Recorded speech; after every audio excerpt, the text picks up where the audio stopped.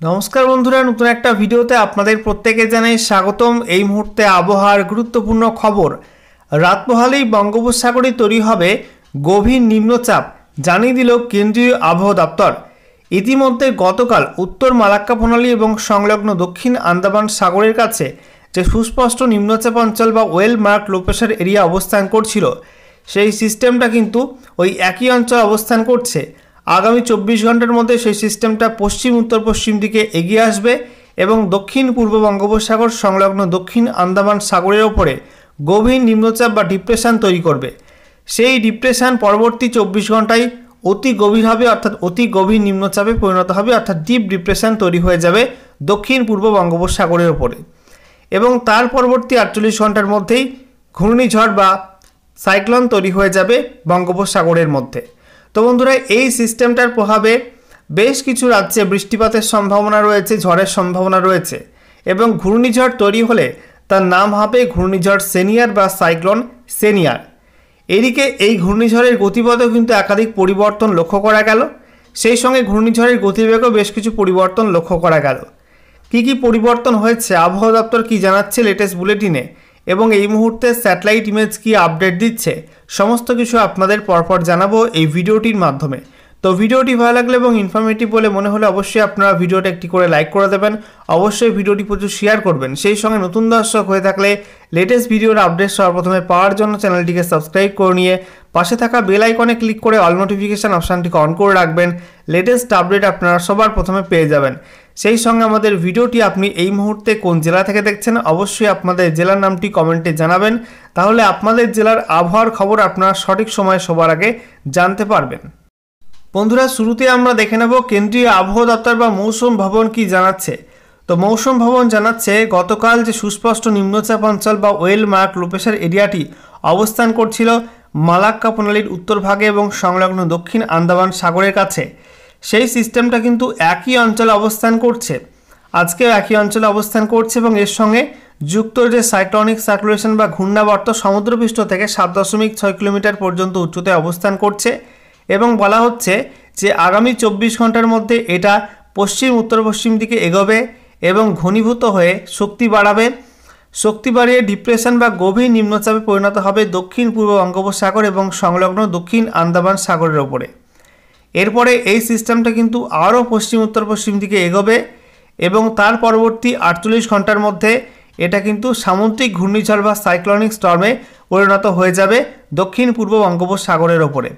আচ্ছা, এরপর যেটা বলা হচ্ছে এই মুহূর্তে আরও একটা ঘূর্ণাবর্ত রয়েছে আপার এয়ার সাইক্লোনিক সার্কুলেশন, যেটা কোমোরিন এরিয়া এবং সংলগ্ন অঞ্চলে অবস্থান করছে এবং বলা হচ্ছে এর সঙ্গে যুক্ত সাইক্লোনিক সার্কুলেশন বা ঘূর্ণাবর্ত সমুদ্রপৃষ্ঠ থেকে 5.8 কিলোমিটার পর্যন্ত উচ্চতায় অবস্থান করছে। এরই প্রভাবে একটা লো প্রেশার এরিয়া বা নিম্নচাপ অঞ্চল তৈরি হবে, বলা হয়েছে কোমোরিন অঞ্চল এবং সংলগ্ন দক্ষিণ পশ্চিম বঙ্গোপসাগর এবং শ্রীলঙ্কার কাছে আগামীকাল 25 নভেম্বর নাগাদ একটা নিম্নচাপ তৈরি হবে, অর্থাৎ ইতিমধ্যে একটা নিম্নচাপ তৈরি হয়ে গেছে। কোমোরিন অঞ্চলে আরও একটা নিম্নচাপ কিন্তু তৈরি হতে চলেছে। তো বুঝতেই পারছেন বন্ধুরা, বঙ্গোপসাগরের মধ্যে কিন্তু দুটি সিস্টেম তৈরি হচ্ছে। প্রথমত দক্ষিণ পূর্ব বঙ্গোপসাগরের ওপর একটা সিস্টেম তৈরি হবে, মানে এগিয়ে এসে কোমোরিন অঞ্চলের ওপর কিন্তু আরও একটা সিস্টেম তৈরি হবে। দুটি সিস্টেম তৈরি হচ্ছে বঙ্গোপসাগরের মধ্যে। আচ্ছা, এরপর যেটা বলা হচ্ছে এই মুহূর্তে একটা সাইক্লোনিক সার্কুলেশন অবস্থান করছে দক্ষিণ পূর্ব আরব সাগরের ওপরে, যেটা সমুদ্রপৃষ্ঠ থেকে 3.1 কিলোমিটার পর্যন্ত উচ্চতায় অবস্থান করছে। এছাড়া বলা হচ্ছে আরও একটা আপার এয়ার সাইক্লোনিক সার্কুলেশন বা ঘূর্ণাবর্ত রয়েছে পূর্ব বাংলাদেশ এবং সংলগ্ন অঞ্চলে, এটা সমুদ্রপৃষ্ঠ থেকে 1.5 কিলোমিটার পর্যন্ত উচ্চতায় অবস্থান করছে।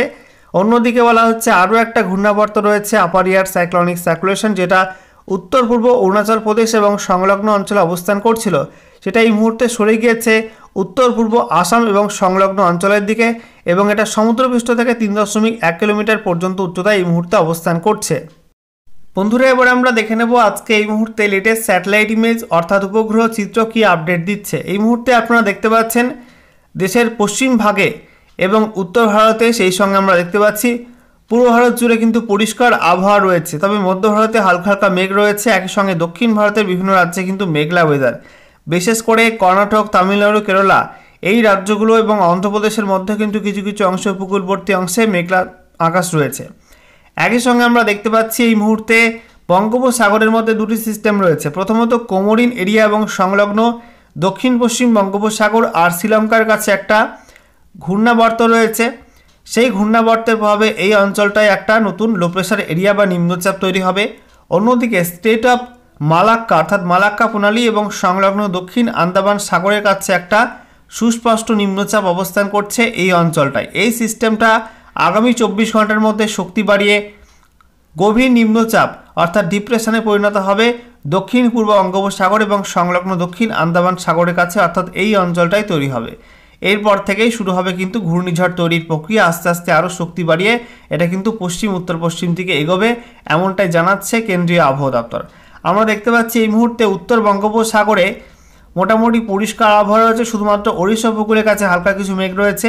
পশ্চিমবঙ্গের ছবিটা আপনাদেরকে দেখাবো। এই মুহূর্তে আপনারা দেখতে পাচ্ছেন নদিয়া, মুর্শিদাবাদ, কলকাতা, উত্তর 24 পরগনা, দক্ষিণ 24 পরগনা, হুগলি, হাওড়া, সেই সঙ্গে পূর্ব মেদিনীপুর, পশ্চিম মেদিনীপুর, ঝাড়গ্রাম, বাঁকুড়া, পুরুলিয়া, পশ্চিম বর্ধমান, পূর্ব বর্ধমান, সেই সঙ্গে বীরভূম, প্রত্যেকটা জেলায় কিন্তু আবহাওয়া পরিষ্কার। একই সঙ্গে উত্তরবঙ্গে আমরা দেখতে পাচ্ছি মালদা, উত্তর দিনাজপুর, দক্ষিণ দিনাজপুরে আবহাওয়া পরিষ্কার রয়েছে। দার্জিলিং, কালিম্পং, সেই সঙ্গে জলপাইগুড়ি, আলিপুরদুয়ার, কোচবিহারও কিন্তু আবহাওয়া মোটের ওপর পরিষ্কার। উত্তর পূর্ব ভারতে আমরা দেখতে পাচ্ছি ঘূর্ণাবর্তের কারণে উত্তর পূর্ব আসাম এবং সংলগ্ন অরুণাচল প্রদেশে হালকা কিছু মেঘ রয়েছে। বাকি অংশে আমরা দেখতে পাচ্ছি আবহাওয়া মোটামুটি পরিষ্কার। আর ত্রিপুরাতে এই মুহূর্তে আবহাওয়া পরিষ্কার রয়েছে। গোটা বাংলাদেশ জুড়ে কিন্তু আবহাওয়া এই মুহূর্তে পরিষ্কার রয়েছে। বন্ধুরা, এবারে অনলাইন ওয়েদার সিস্টেম থেকে আমরা দেখে নেব ঘূর্ণিঝড়ে কী কী পরিবর্তন আসলো, গতিপথ এবং গতিবেগে কী কী পরিবর্তন হলো, একই সঙ্গে বৃষ্টিপাতের সম্ভাবনা নতুন করে কোন কোন অঞ্চলে তৈরি হচ্ছে সেগুলো আপনাদের দেখাবো।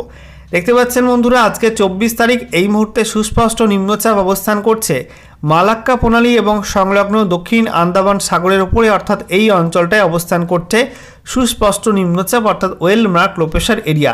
যে সিস্টেমটা আগামী 24 ঘন্টার মধ্যে পশ্চিম উত্তর পশ্চিম দিকে সরে যাবে এবং দক্ষিণ পূর্ব বঙ্গোপসাগর এবং সংলগ্ন দক্ষিণ আন্দামান সাগরের কাছে এই অঞ্চলটাই গভীর নিম্নচাপ বা ডিপ্রেশনে পরিণত হবে। অন্যদিকে আরও একটা সিস্টেম রয়েছে মালাক্কা প্রণালী একটু পশ্চিম দিকে, আমরা দেখতে পাচ্ছি শ্রীলঙ্কা উপকূল এবং সংলগ্ন যে কোমোরিন এরিয়া রয়েছে এবং দক্ষিণ পশ্চিম বঙ্গোপসাগর, সেই অঞ্চলে একটা ঘূর্ণাবর্ত রয়েছে। এই ঘূর্ণাবর্ত শক্তি বাড়িয়ে আগামীকাল লো প্রেশার এরিয়া বা নিম্নচাপ অঞ্চলে পরিণত হবে। আপনাদের পরপর দেখাবো আগামীকালের আপডেটটা। আগামীকাল মঙ্গলবার 25 নভেম্বর আমরা দেখতে পাচ্ছি সিস্টেমটা কিন্তু অনেকটা শক্তি বাড়াচ্ছে। দুটি সিস্টেমই শক্তি বাড়াচ্ছে, একটা গভীর নিম্নচাপ, একটা নিম্নচাপে পরিণত হচ্ছে। এরপরে আমরা দেখতে পাচ্ছি 26 তারিখ বুধবারও কিন্তু সিস্টেম দুটি আস্তে আস্তে পশ্চিম উত্তর পশ্চিম দিকে এগোচ্ছে। এরপরে 27 নভেম্বর বৃহস্পতিবার আমরা দেখতে পাচ্ছি সিস্টেমগুলো কিন্তু আরও শক্তি বাড়াচ্ছে এবং আমরা দেখতে পাচ্ছি দুটি সিস্টেম কিন্তু মিলিত হওয়ার সম্ভাবনা রয়েছে 28 তারিখ শুক্রবার নাগাদ।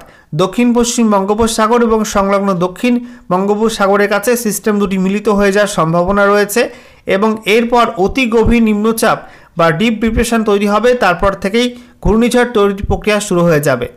এরপর দক্ষিণ পশ্চিম বঙ্গোপসাগরের উপরে ঘূর্ণিঝড় তৈরি হবে। তারপরে আমরা দেখতে পাচ্ছি সিস্টেমটা কিন্তু আস্তে আস্তে উত্তর দিকে এগোবে, উত্তর পশ্চিম দিকে এগোবে।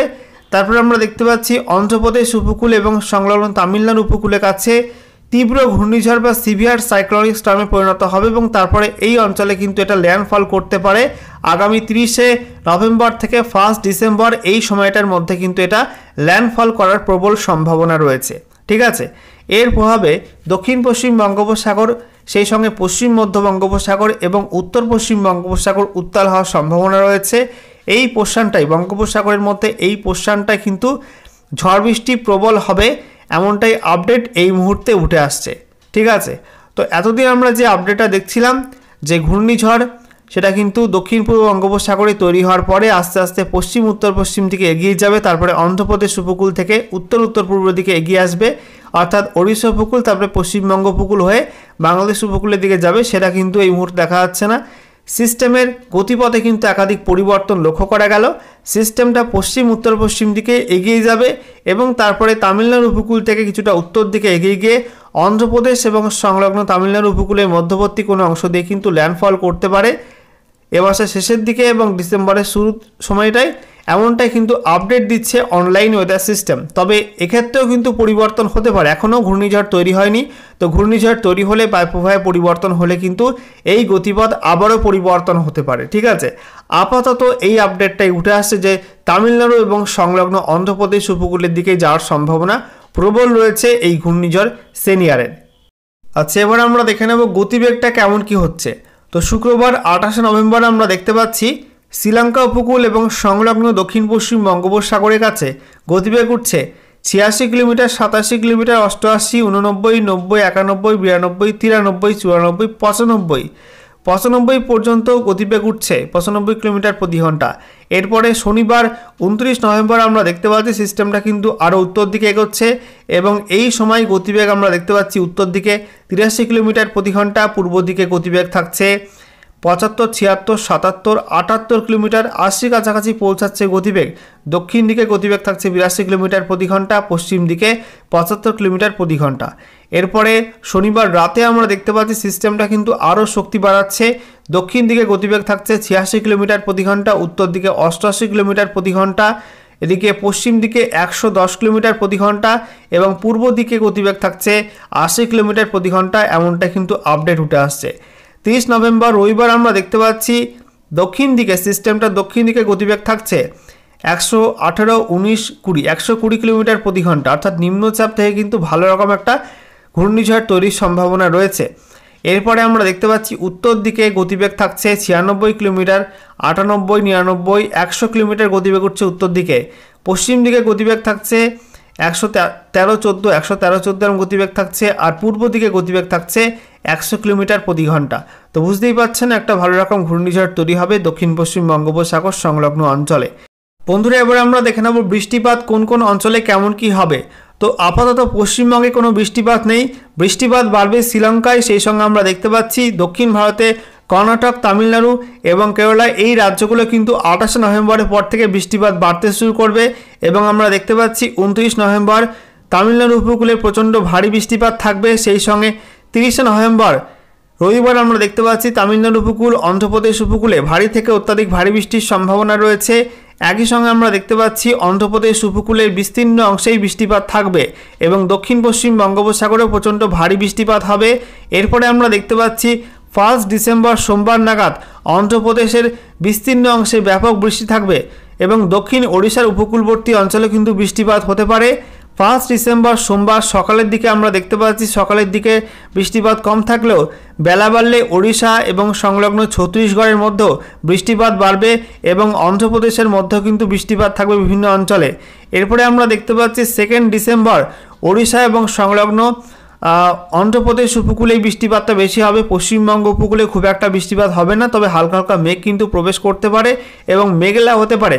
1 ডিসেম্বর থেকে 2 ডিসেম্বর এই সময়টাই পশ্চিমবঙ্গের দক্ষিণের জেলাগুলো কিন্তু কিছুটা মেঘলা ওয়েদার হতে পারে। ঠিক আছে, আপাতত বৃষ্টিপাতের সম্ভাবনা দেখা যাচ্ছে না। তো একাধিক পরিবর্তন কিন্তু হয়েছে এই সিস্টেমটার মধ্যে। তো আগে যেমনটা দেখাচ্ছিল পশ্চিমবঙ্গে ব্যাপক বৃষ্টিপাত থাকবে দক্ষিণবঙ্গের জেলাগুলিতে, সেটা কিন্তু এখন দেখাচ্ছে না। তবে আগামীতে কোনো পরিবর্তন হলে সেটা আপনাদের সময় মতো জানিয়ে দেব।